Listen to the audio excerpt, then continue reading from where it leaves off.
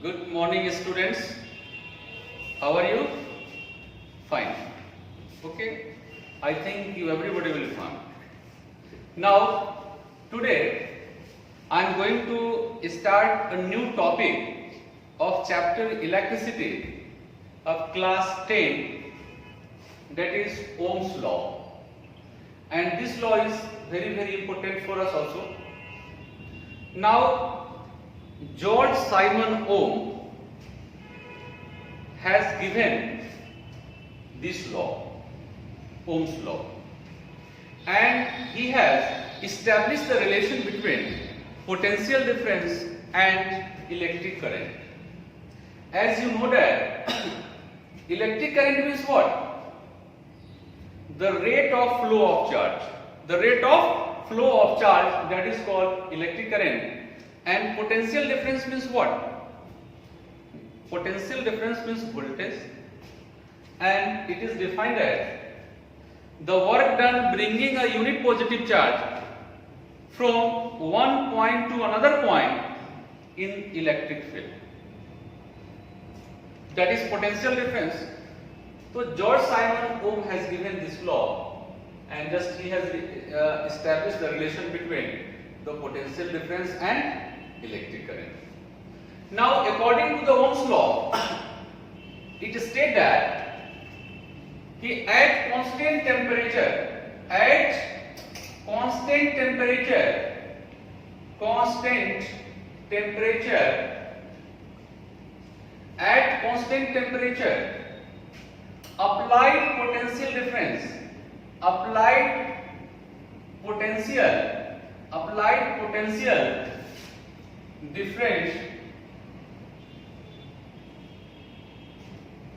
applied potential difference across its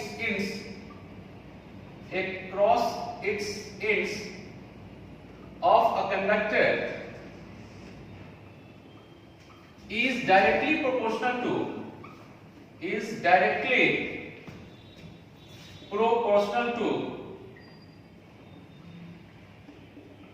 to the electric current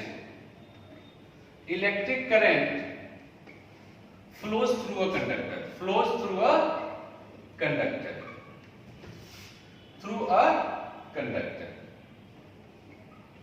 Is it clear? According to the Ohm's law, at constant temperature, अगर constant temperature नहीं होगा तो वो follow नहीं करेगा. At constant temperature, applied potential difference across its ends of a conductor is directly proportional to the electric current flowing through the conductor.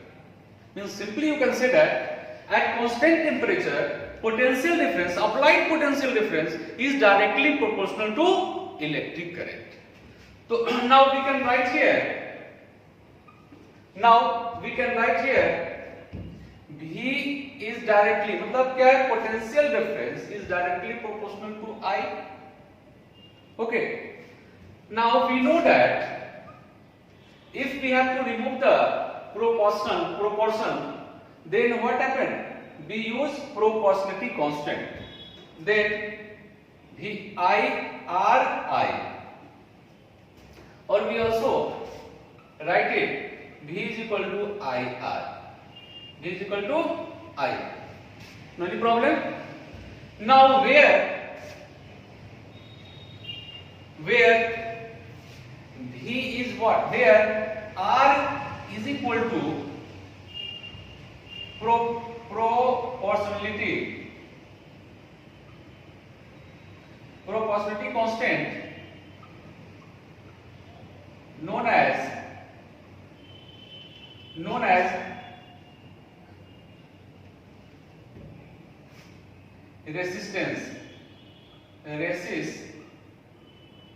resistance.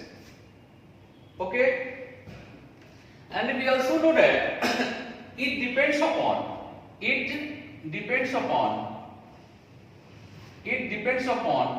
what? Nature of the material. Okay, nature of the material, temperature, area, length etc. Okay, now V is directly proportional to I. V means potential difference, I means electric current. Therefore if we remove, इसको जब हम हटाते हैं, इस समानुपाती को हटाते हैं, प्रोपोर्शनल जो डायरेक्टली प्रोपोर्शनल को हटाते हैं, तो हम क्या इसमें डालते हैं, एक प्रोपोर्शनलिटी कांस्टेंट डालते हैं जो क्या है, R है. R क्या है हमारा, R क्या है, this is called proportionality constant known as resistance. उसको क्या बोलते हैं, इलेक्ट्रिकल रेजिस्टेंस. उसको रेजिस्टेंस के नाम से जानते हैं. और वो रेजिस्टेंस जो है वो नेचर ऑफ द मटेरियल पे डिपेंड करता है, टेम्परेचर पे डिपेंड करता है, एरिया पे डिपेंड करता है और लेंथ पे भी etc एक्सेट्रा. इस सारी चीजों पे ये इलेक्ट्रिकल रेजिस्टेंस डिपेंड करता है. और इसको हम लोग अगला वीडियो में हम लोग इसको सिर्फ इलेक्ट्रिकल रेजिस्टेंस को हम लोग पढ़ेंगे, फैक्टर इफेक्टिव रेजिस्टेंस भी पढ़ेंगे. Now come to the point. अब इस फार्मूला से हम इसको दो तीन फार्मूला बना सकते हैं. जैसे हमको अगर निकालना हो, I निकालना हो, तो हम क्या करेंगे, I is equal to V by R. Is it clear? Now suppose that R निकालना है, R is equal to V by I. V by I. तो अगर सपोज करो कि क्वेश्चन में होते हैं कि अगर ये दिया है, ये दो दिया है, तीसरा निकालना है, तो हम लोग ऑटोमेटिक निकाल सकते हैं. फिर ये इसका फार्मूला भी हम लोग यूज कर सकते हैं. यहाँ पे कितना, हाउ मेनी फार्मूलाज, 1 2 3. ये सारे इंपोर्टेंट फार्मूलाज है और आपको ये जरूरत पड़ेंगे. ठीक है. और कभी किसी एक चीज और आप थोड़ा ध्यान रखेंगे कि किसी बुक में ऐसा भी हमने देखा है कि I पहले रहता है. कहीं कि मैं इसको थोड़ा समझा देता हूं. किसी बुक में क्या रहता है, ऐसे रहता है, I is directly proportional to V. ऐसा भी किसी बुक में हमने देखा है. तो ये भी गलत नहीं है, इसको थोड़ा समझना पड़ेगा. तो क्या है इसमें है, अगर यहाँ पे रहता at constant temperature the electric current flowing through the conductor is directly proportional to potential difference across its ends of the conductor. तो इसमें हम क्या करेंगे, कि I अगर इसको हटाते हैं तो क्या करना होगा, ये जो है इसको 1 by R ही करना पड़ेगा. ठीक है. ये इसको बोलते हैं हम लोग क्या बोलते हैं, conductance, and it is denoted by G. तो जब आप इसको I is equal to V by R करेंगे और क्रॉस मल्टीप्लाई करेंगे तो V is equal to IR हो रहा है. ये भी फॉलो हो रहा है. मतलब इस केस में क्या है, हमको क्या है, रेसिप्रोकल ऑफ रेजिस्टेंस, मतलब कंडक्टेंस का हम लोग इसमें यूज करेंगे. तब ये कंडक्टेंस क्या है, यहाँ प्रोपोर्शनलिटी कांस्टेंट को बताता है. तो इस केस में भी सही है, इस केस में भी सही है. लेकिन हम लोग की जो क्लास 10th के अनुसार क्या है कि ये ज्यादा बेटर है. बच्चों इसको भी देखते हैं और अगर आप समझ में आ गई तो इसको भी हम लोग लिख सकते हैं, कोई प्रॉब्लम नहीं. ओके. नाउ इसको बच्चों write down. Now the next is verification of Ohm's law. हमने Ohm's law का स्टेटमेंट पढ़ा, अब उसको वेरिफिकेशन भी इंपॉर्टेंट है. वो हर बार जो है क्लास 10th जो CBSE और बिहार बोर्ड दोनों में पूछे जाते हैं. तो थोड़ा हम इसको भी देख लेते हैं. तो वेरिफिकेशन करने के लिए हम लोग क्या circuit we have to draw first.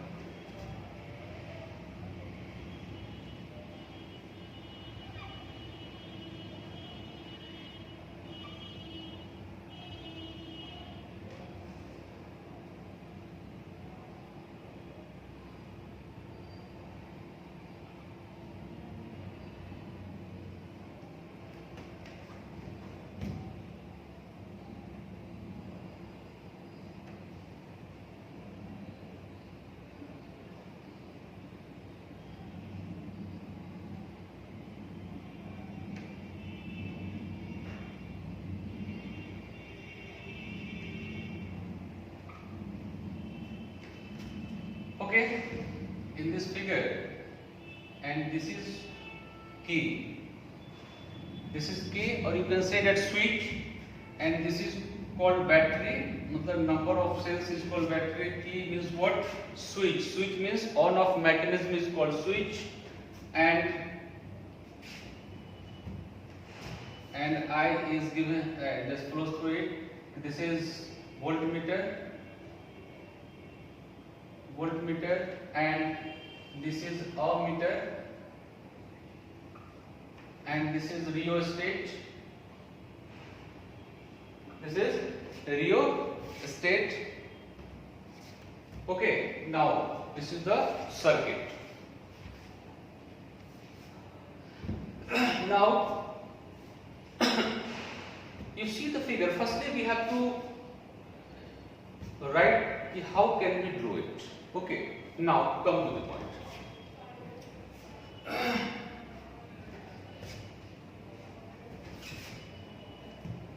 Now we can verify the Ohm's law by ammeter and voltmeter method. No problem. Ammeter and voltmeter method. A battery is connected to a conductor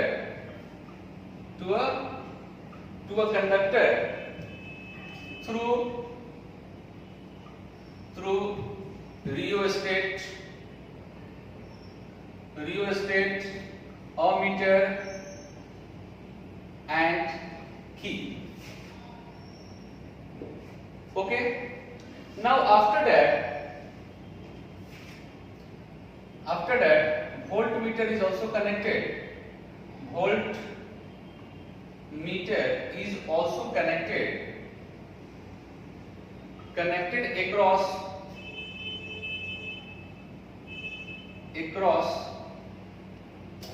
a conductor XY to measure the potential difference.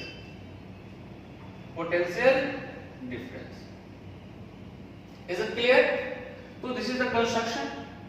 हमने क्या किया कि we can verify the Ohm's law by which voltmeter ammeter method से हमने किया. अब क्या है, इसमें हमने बैटरी इसमें जोड़ा कंडक्टर से और वो पासेस थ्रू है कनेक्टेड थ्रू का रियोस्टेट अमीटर एंड की. उसके बाद हमने वोल्टमीटर लगाया कंडक्टर्स के. उस कंडक्टर वोल्टमीटर का क्या होता है? What is the function of voltmeter? To measure the potential difference. Ammeter क्या होता है? अमीटर क्या है? It is an instrument which is used to measure the electric current and rheostat is the variable resistance which controls the current. तो ये भी हम लोग देखेंगे. रियोस्टेट क्या है कि डिफरेंट पोजीशन पे हम लोग उसको क्या है दोनों मेजर करेंगे वोल्टेज और करंट. तो उसके लिए होता है. तो चलिए अब हम इसमें क्या करेंगे? व्हेन अ की इज क्लोज्ड, जब हम की को क्लोज करेंगे मतलब ये क्लोज सर्किट हो जाएगा.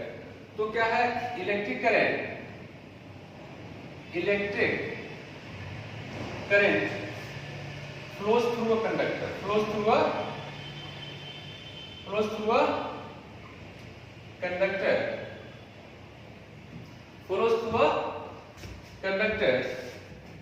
After that we can measure the electric current and potential difference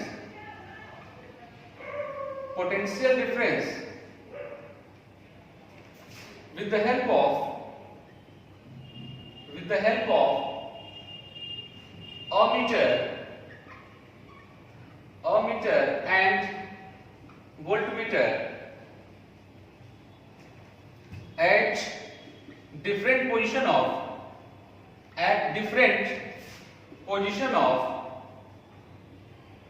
rheostat and noted it. Okay, हमने अमीटर और वोल्टमीटर से डिफरेंट सिचुएशन से क्या है उसमें हम क्या मेजर किए?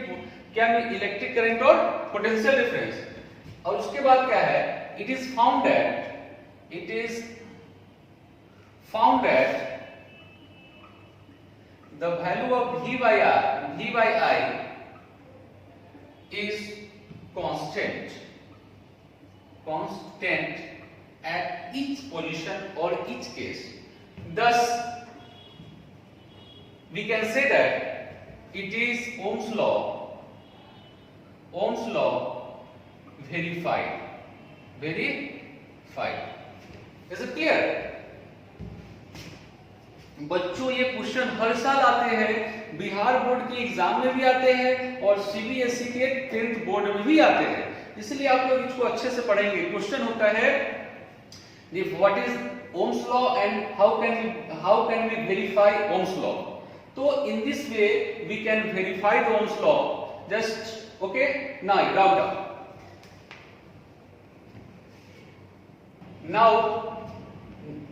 नाउ एक हम लोग ग्राफ से समझ लेते हैं।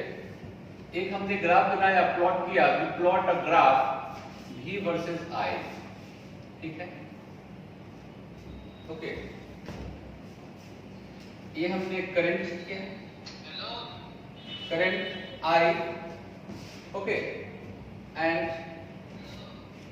This is potential difference PD, मतलब V। This is x axis and this is y axis, and current goes to straight line A। अब इसको समझिए, ये क्या है? VI ग्राफ है, ठीक है। क्या है? Potential difference versus current, VI graph है। और ये ग्राफ कौन सा है? VI ग्राफ हम लोग बोलेंगे। और हम लोग जानते हैं, वी नो दैट ठीक है, वी नो दैट कि the slope of VI graph what gives us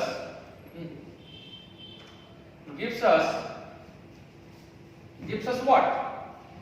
Resistance, gives us resistance। Is it clear?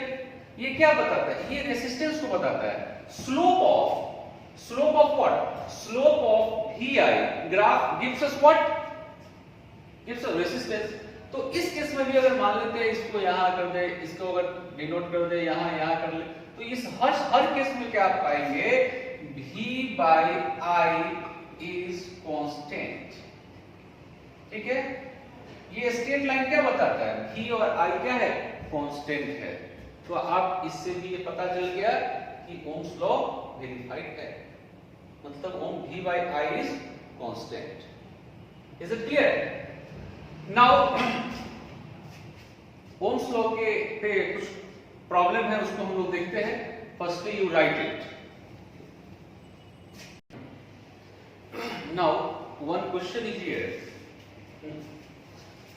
how much current will an electric bulb drawn from 220 volt source if the resistance of the bulb is 1200 ohm, if in the place of bulb a heater of resistance 100 ohm is connected to the source, calculate the current।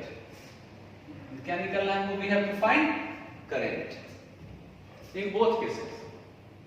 Now solution, and what is given, firstly we have to write क्या दिया हुआ है? V दिया है, V is given 220 volt in both cases, and R1 is given 1200 ohm and R2 is given how much?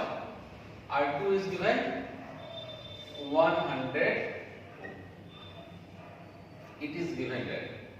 Now we have to find current। So in first case, we know that by applying Ohm's law, V is equal to IR, and we have to find what? I। So I is equal to what? I is equal to V by R। I is equal to V by R means I1 R1। तो V तो दोनों में same ही, तो V how much? V की value कितनी है? 200 volt by R1 कितना है 1200, ठीक है 1200, तो कैंसिल करेंगे कितना आएगा 6, मतलब 1/6 that is equal to what 200 R1 और ये क्या है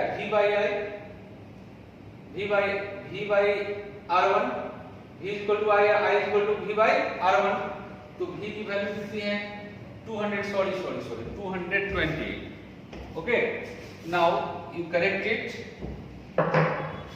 220 by okay 1200, देखो 200 भी अगर यहाँ रहते तो करते दिक्कत नहीं थी, लेकिन यहाँ पे हमने लिखा था इसलिए 220 volt, cancel, okay, now 11 and this one is 60, now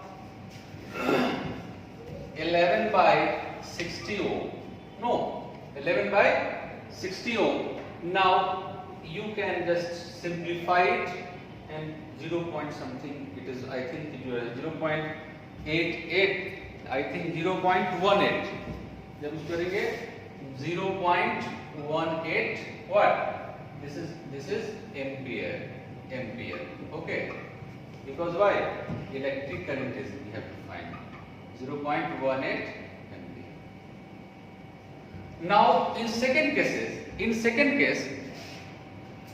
again I2 is equal to similar, I2 is equal to V by R2, V is given half, voltage is 220 volt by कितना है R2 क्या है, R2 कितना है 100 ohm, cancel 5 11 means 11 by 5 ampere, okay, now just you divide it 5 से 11 में, 5 to the 10 means what 2.2 ampere, means required I2 is equal to 2.2 ampere.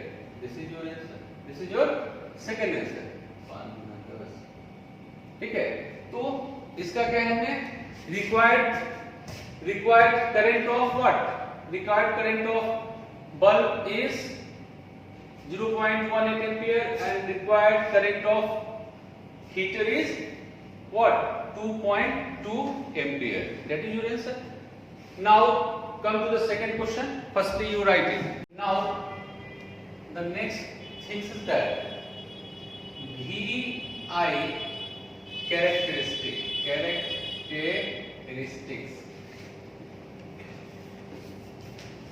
तो बच्चों थोड़ा इसको समझना होगा VI कैरेक्टरिस्टिक होता क्या है.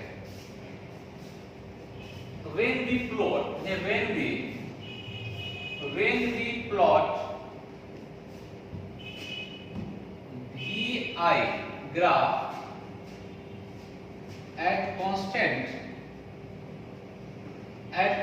temperature is called VI characteristic. Is it clear? तो हम इसमें लेते हैं x y, ठीक है, ओरिजिन है मेरा, इसमें हमने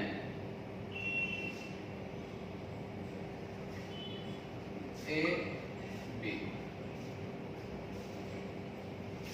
ये VI, okay, and now second case,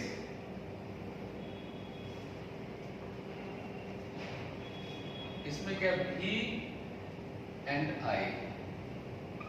शुरू कराते हैं A B. Now we consider, इस दोनों पे हम लोग विचार करते हैं, ठीक है, और इस तरह से क्वेश्चन भी आता है, एग्जाम में भी आता है, मैं उसको एक क्वेश्चन भी कराऊंगा इसमें.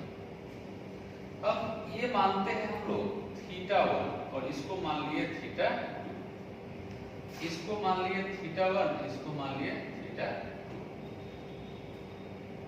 अब हम लोग let us consider this is VI graph and VI graph gives what VI graph gives resistance, the slope of VI graph gives resistance, and the slope of IV graph gives conductance, means the reciprocal of resistance is conductance.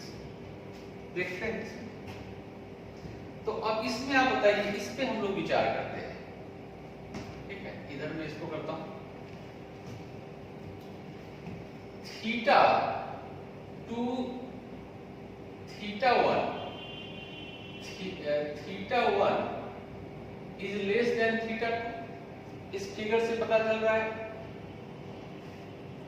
अब बताइए, अब tan theta पढ़ेंगे तो इसमें हम लोग कहेंगे tan theta 1 is less than tan theta 2, क्योंकि स्लोप जो होता है वो tan थीटा के बराबर ही होता है, ठीक है, इस स्टेटमेंट।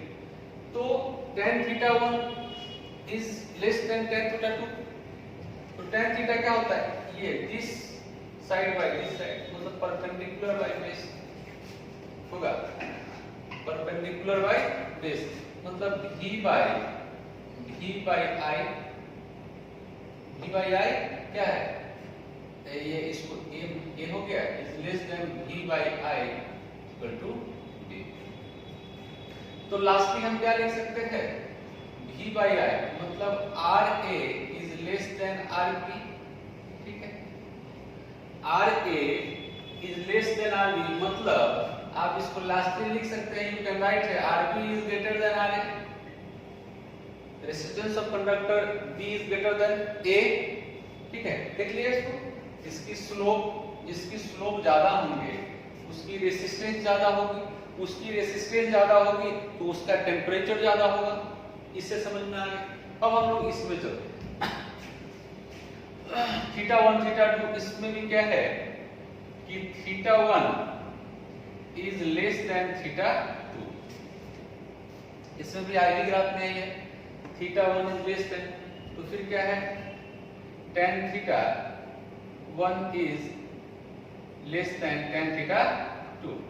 tan थीटा क्या होता है, I by v a is less than I by v क्या b। तो इस मैथ में एक फार्मूला है, जब रिवर्स होता है तो ये चेंज होएगा, ये भी चेंज होता है। देखिए तो क्या है, I बाय v, तो I बाय v जो होता है वो क्या देगा आपको, I बाय v, ये I बाय v क्या देगा, I बाय v देगा 1 बाय k, जो किसके बराबर होता है, ये कंडक्टेंस के बराबर होता है। तो अब मान लेते हैं इसको हम उलट देंगे, v बाय i अगर करते हैं, ठीक है, v बाय i एक करते हैं तो ग्रेटर देन क्या हो जाएगा, greater than what, greater than b, ठीक है। तो इसमें क्या हो जाएगा, तो हम यहाँ क्या लिख सकते हैं, v बाय i मतलब ra, v बाय i मतलब क्या, v बाय i, ठीक है, ये लिख सकते हैं। और हम इसको क्या लिखेंगे, ra is greater than rb। अब इस केस में क्या है, अब आप इस केस में देखिए, इस केस में क्या है कि ये इनवर्सली प्रोपोर्शनल होता है, तो जिसका स्लोप कम होगा उसकी क्या है, रेजिस्टेंस ज्यादा होगी, जिसका स्लोप कम होगा उसकी रेजिस्टेंस ज्यादा होगी, जिसका स्लोप इसमें ज्यादा होगा उसकी रेजिस्टेंस कम होगी, ठीक है। तो ये कांसेप्ट है, ठीक है। तो इस पे हम लोग एक क्वेश्चन करते हैं, now write down. Next question related to VI characteristic, जो अभी जस्ट मैं बताया, तो उसी से रिलेटेड इसमें क्वेश्चन है, the voltage VI graph for a conductor at two different temperature T1 and T2 shown in the figure, at which of the two temperature resistance of the conductor is higher, justify the answer। अब हम लोग इस figure पे विचार करते हैं, ये कौन सा ग्राफ है, VI ग्राफ, कौन सा ग्राफ है, VI ग्राफ। और हम ये भी जानते हैं, as we know that, तो क्या है, resistance is directly proportional to